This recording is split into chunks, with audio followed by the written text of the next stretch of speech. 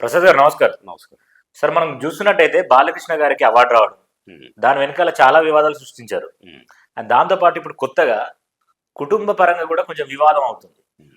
అసలు ఏంటి ఆ వివాదం? దాని వెనకాల ఉన్న కారణాలు ఏంటి? అంటే వాళ్ళ పాలసీ ఏదో ఉంటది. ఓకే. ఇప్పుడు బాలకృష్ణకు పద్మభూషణ్ అవార్డు వచ్చిన సందర్భంగా నేను అన్ని పేపర్లలో దాదాపు కుటుంబ సభ్యులు అంటే ఒక జనరేషన్ వరకు అతని ఉన్నాయి. తారక రత్న పేరు కూడా ఉన్నట్టుంది అందులో. ఓకే.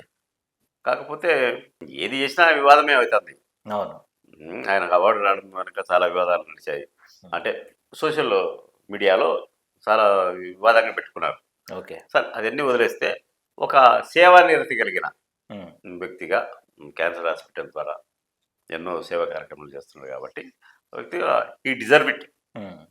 ఆ అవార్డుకు అర్హుడు అని ఒక వర్గం వాదిస్తుంది. ఆయన పక్కన పెడితే హ్మ్. నిన్న జరిగిన ఈ అభినందన కార్యక్రమంలో అందరికి కుటుంబ సభ్యులందరి పేర్లు వేసినప్పుడు కూడా చిన్న వివాదం అయింది. ఆ!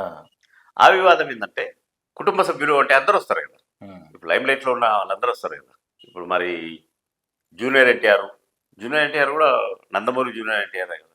హ్మ్.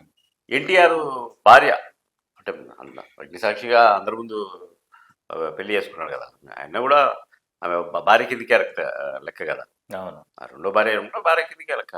ఓకే. ఆమె పేరు కానీ, జూనియర్ ఎన్టీఆర్ పేరు కానీ, కళ్యాణ్ రామ్ పేరు కానీ అందులో మెన్షన్ చేయలేదు. హ్మ్.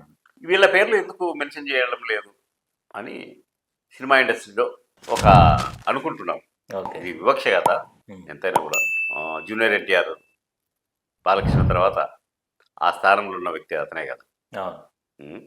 అతనితో పాటు ఉన్నవాడు హరికృష్ణ కొడుకు ఓకే. కళ్యాణ్ రామ్. అంటే వాళ్ళిద్దరూ కలిసి ప్రయాణం చేస్తున్నారని ఇద్దరిని పక్కన పెట్టారేమో అనే ఒక వివాదాస్పదమైన వార్త కూడా ఉంది. ఓకే. లక్ష్మీపార్వతితో ఎప్పుడు ఆమెను ఎప్పుడో పక్కన పెట్టారు కదా. ఓకే.